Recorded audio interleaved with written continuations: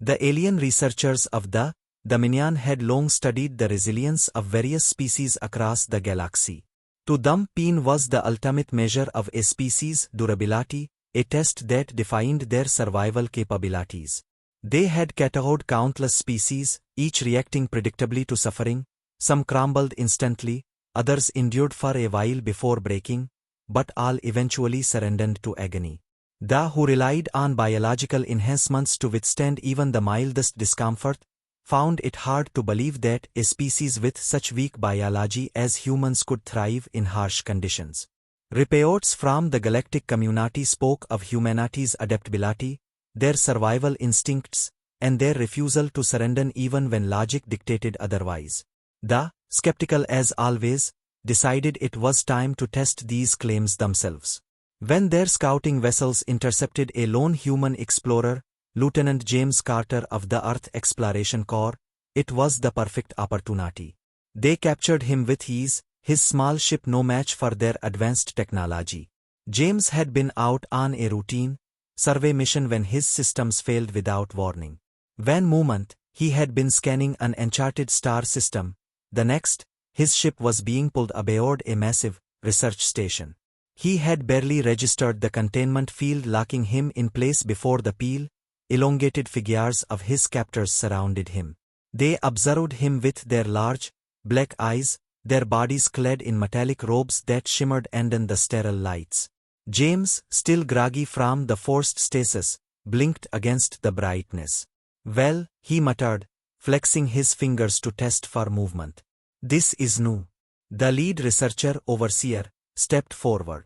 Its voice was smooth, synthetic, as though artificially modulated. "Human. You are now property of the Dominion's scientific division. You will be subjected to endurance trials to determine the limits of your physiology. Your cooperation is not required." James raised an eyebrow, his lips curling into something that was not quite a smile.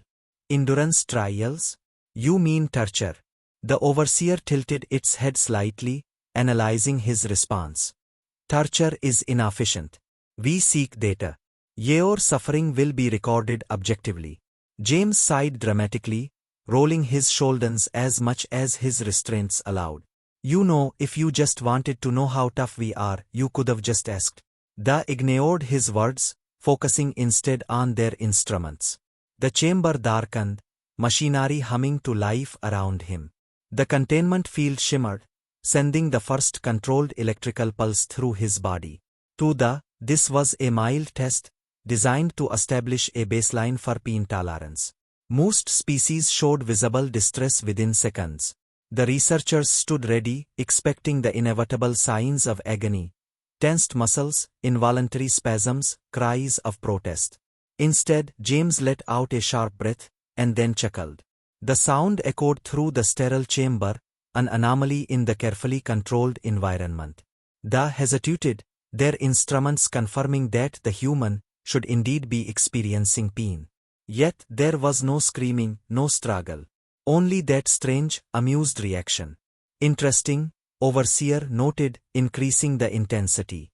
The second pulse was twice as strong, meant to push past the limits of endurance. James clenched his jaw, his muscles twitching under the force, but then he snorted, shaking his head. "Damn, this feels like leg day after skipping a week." The researchers exchanged uncertain glances. This was not in their models. Their data on human pain thresholds did not account for laughter.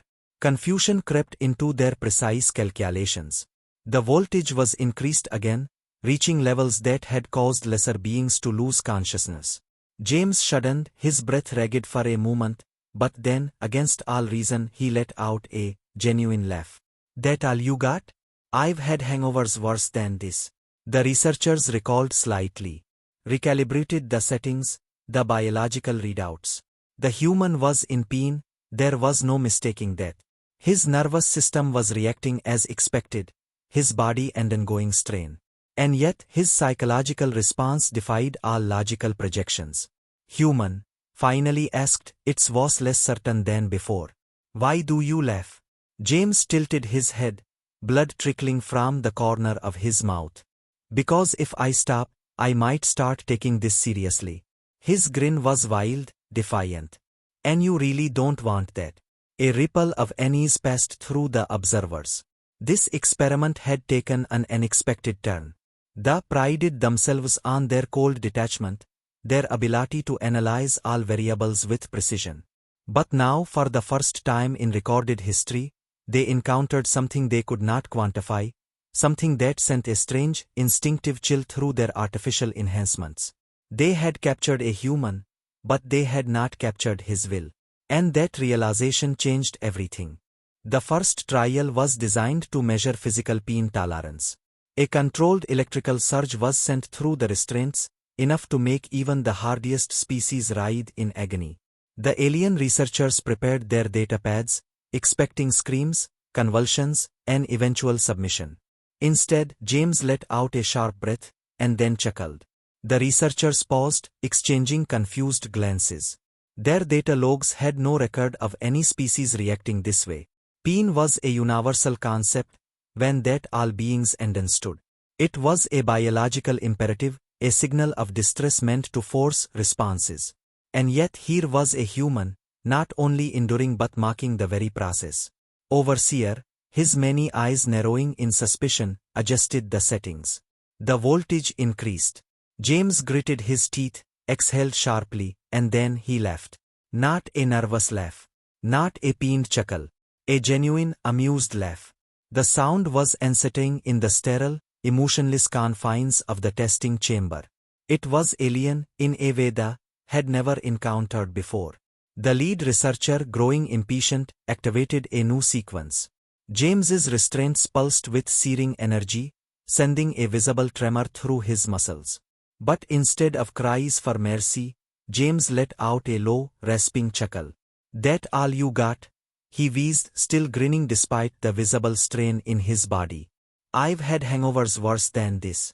A murmur passed through the observing scientists, a ripple of confusion spreading among them. The researchers consulted their archives, reviewing past interrogations of other species, ones who had succumbed almost instantly. They, known for their thick armored hides, had broken within minutes. They, a species whose nervous systems were 3 times as redundant as most, had screamed themselves unconscious. Even the mighty had eventually shattered under the carefully refined methods. But this human? He mocked them. He challenged them with his very demeanor. This response is anomalous, muttered, recalibrating the pain receptors in the restraints. His biological markers indicate high stress, yet his psychological response does not correlate. He should be entering trauma response. Another scientist, a younger, whose sensory tendrils twitched with agitation, hesitated before speaking.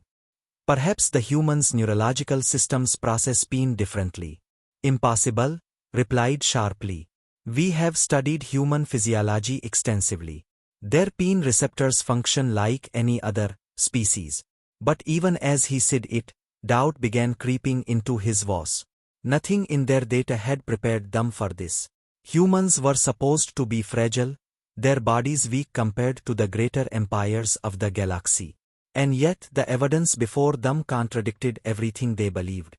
Decided to escalate the trial further. If pain tolerance wasn't enough, they would push beyond mere discomfort. They had refined psychological torment over centuries, exposing prisoners to deeply ingrained fears, using neural disruptors to elicit overwhelming panic, stripping their victims of any sense of control. Even the strongest had broken eventually. Surely, this human would be no different. A new device descended from the ceiling, humming with an eerie, pulsating glow. It was designed to induce hallucinations, one of the most effective tools for extracting compliance. The moment it activated, James inhaled sharply, his pupils dilating as his brain was flooded with artificially induced terror. The researchers leaned in, waiting for the moment of collapse. But James did not scream. He did not beg for mercy. Instead, after a long silence, he started giggling. The sound sent a ripple of unease through the observation chamber. It was the kind of laugh that didn't belong in a place like this. A laugh that held no sanity, no surrender, only defiance. His breathing was ragged, sweat dripping down his forehead. But that damnable grin remained. He muttered something and in his breath, too quiet for the translators to pick up, amplified the audio feed. Just like boot camp, James rasped, shaking his head as if scolding himself. Come on, Carter. You've handed worse. He lifted his head, locking eyes with the overseer through the observation window. You call that fear? You should meet my drill instructor. Now that was terrifying. The recalled. It wasn't just his words, it was the way he said them. The complete and utter conviction in his voice, the lack of doubt. The overseer exchanged a glance with the other scientists. This was wrong. Humans weren't supposed to be like this. Pain was supposed to break them. Fear was supposed to shatter them. Yet James Carter sat before them, his body bearing the marks of their tests, and all he did was laugh. A creeping realization began to dawn in the minds of the. If one human could endure this much, how many others were like him? How many of his kind had looked pain and suffering in the eye and smiled? The overseer, for the first time in his long career, felt something unexpected. Doubt. Were humans truly as weak as they had believed? Or had they made a grievous mistake underestimating them? James leaned back in his restraints, exhaling slowly. So, he said, his voice laced with amusement. What's next? Da did not answer. For the first time, they had no idea how to proceed. Determined to understand what was happening, Da escalated the trials. They had underestimated this human's endurance, but surely there had to be a breaking point. Pain had not worked. Fear had been dismissed like a mere inconvenience. So now, they would push beyond anything James Carter had ever experienced. They activated a deep neural probe, an invasive technique meant to extract every nerve impulse and emotional reaction from his mind. It was an excruciating process, when death had left hardened warriors and warlords reduced to broken husks, unable to function after even a few minutes. The scientists braced themselves for the inevitable collapse. James arched in his restraints as the neural probe latched onto his brainstem. He let out a sharp grunt, his fingers curling into fists. Da watched as his biological readouts spiked dangerously high. His nervous system was overloading. Any other species would have been begging for mercy. But James? He gritted his teeth, his face contorted with effort, and then he exhaled and chuckled under his breath. The lead researcher recalled slightly, unable to conceal his growing unease. Increase the intensity, he ordered. The scientists obeyed, pushing the probe deeper into Carter's mind, forcing the full weight of the pain receptors to fire simultaneously. This was beyond torture. The human's brain should have shut down. Yet through the agony, James let out a rasping laugh, shaking his head as though he had just heard a bad joke. You're trying way too hard, he muttered, voice strained but still laced with amusement. I once pulled shrapnel out of my own leg with a pair of pliers. This is nothing. The scientists exchanged worried glances. They were experts in pain response, yet this reaction was beyond comprehension. The subject was not merely surviving, he was mocking them. It wasn't bravado. It wasn't arrogance. It was something else, something they couldn't quite define. Something terrifying. Leaned in, eyes narrowing. How do you endure this? He asked, not out of scientific curiosity, but genuine disbelief. They prided themselves on their detached analytical approach, but something about this human was beginning to shake their certainty. James let out a breathy laugh, his eyes, his body trembling from exhaustion. You really don't get it, do you? He said, his voice hoarse. You're testing pain tolerance. You're trying to see how long before I break. But that's the thing. He lifted his gaze, locking eyes with. Humans don't break the way you think we do. Stepped back, instinctively recalling from the intensity in James's stare. The scientist had studied countless species, overseen thousands of tests, yet never had he encountered a prisoner who looked at him with such defiance even at the edge of death. Humans, he realized with dawning horror, did not submit. They endured. The readings on their monitors began to stabilize. James should have been unconscious. His nervous system should have collapsed. And yet, against all known science, he was adapting. His brainwaves, initially erratic and in the extreme duris, were now shifting into steady, controlled patterns. His body, while battered and strained, refused to give in. Clenched his mandibles. "Shut it down," he commanded abruptly. The neural probe disengaged, retracting from James's skull with a hiss. The human slumped in his restraints, chest heaving, sweat dripping down his face. He was drained, his body pushed beyond its limits, but that damnable smirk never left his lips. The room was silent for several long moments. No one spoke. No one moved. The scientists, once so confident in their understanding of pain and suffering, now stood shaken, their preconceived notions shattered. Stared at Carter, mind racing with implications he was not prepared to confront. "What are you?" he finally asked, almost whispering. James coughed, blinking away the exhaustion, and managed a tired grin. "I'm just a guy who grew up with an older brother that liked to pinch me for fun." "You lot? You don't scare me." The weight of that statement settled over the room. A species that had conquered entire civilizations, who had prided themselves on their ability to extract obedience through suffering, had encountered something they did not understand. Something they feared. For the first time in recorded history, an experiment had been halted not because the subject had broken, but because the scientists had. James had not only survived, he had turned their study into a lesson in terror. Not for him but for them. Usually calm and calculated, felt his composure cracking. He had made a grievous miscalculation. If this was what a single human could endure, what would an entire army of them be capable of? What happened when a species refused to kneel? James lifted his head slightly, observing the shaken expressions around him. With a tired, lopsided grin, he muttered, "So what's next?" Did not answer. He had no answer. For the first time in his life, he did not know what to do. The Dominion, known for their ruthless efficiency and cold scientific detachment, had encountered something they could not comprehend: human defiance. They had expected suffering, pleading, desperation. Instead, they had witnessed a creature who embraced pain as if it were an old friend. James had proven something far more terrifying than mere resilience. He had shown them that humans did not break. Even when their bodies failed, their spirit endured. The research station fell into chaos. If humans could endure this much, if they found amusement in suffering, what would they be like in war? What did this mean for the who had dismissed them as weak? Stared at James, his appendages twitching in uncertainty. The overseer now found himself at a loss. The very foundation of their research crumbled before him. This was not supposed to happen. Subjects were supposed to yield. They were supposed to succumb. Yet James Carter sat before them, exhausted but victorious, his bruised face twisted into a knowing grin. "You're afraid of us now, aren't you?" he said, his voice hoarse but tinged with amusement. Fear.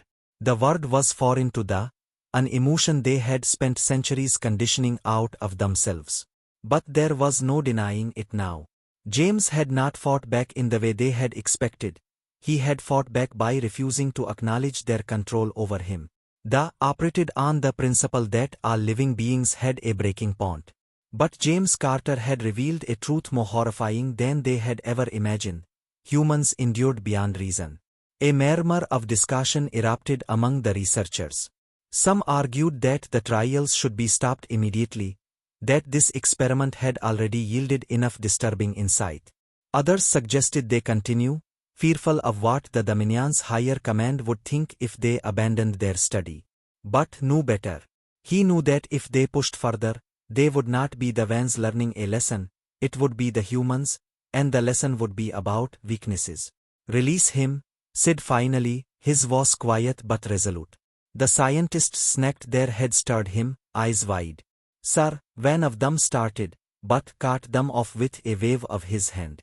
"This human has already given us the knowledge we sought. There is no need to proceed further." James chuckled at that. "That's one way of admitting defeat," he said. "Not that I blame you. You really should have just asked me about human endurance instead of going through all this trouble." The restraints disengaged, hissing as they retracted into the chair. James slowly pulled himself up, stretching his sore limbs. He winced slightly but didn't lose his smirk. The stepped back cautiously as if afraid that now, without their devices keeping him in place, he would retaliate. But James simply rolled his shoulders and let out a long breath. Well, that was fun. Felt a strange and familiar sensation settle in his gut. Regret. Not for capturing James, but for what this entire experiment had revealed about their assumptions. Humans were dangerous not because they were the strongest, the fastest, or the smartest. They were dangerous because they refused to acknowledge their own limitations. Pain was merely another obstacle to overcome. Fear was something they left in the face of. Suffering did not define them, it fueled them. James glanced at the door, then back at. I assume I get to leave now. Hesitated, but nodded. Yes. You are free to go. A shutter will take you to neutral space. James raised an eyebrow. No memory wipes? No captivity? He shook his head, amused. You must really not want this story getting out. Did not respond. Instead, he merely stepped aside, allowing James to walk past him toward the exit. The other still watched him with a mixture of weariness and disbelief. As James reached the door, he turned back one final time. One last thing, he said, his tone more serious than before. You ever run into more of us in the future, I'd advise against trying this again. For the first time in his life, truly understood what a warning felt like. And he had no doubt that James was speaking the truth. If humanity could endure this, if they could turn suffering into a joke, then what happened when they were truly tested? What happened when they fought not just as captives, but as soldiers? James smirked. Pain's just another problem to solve, he said, then disappeared through the doorway, leaving the Dominion forever change. And for the first time, the cold, analytical minds of the truly feared what humanity was capable of.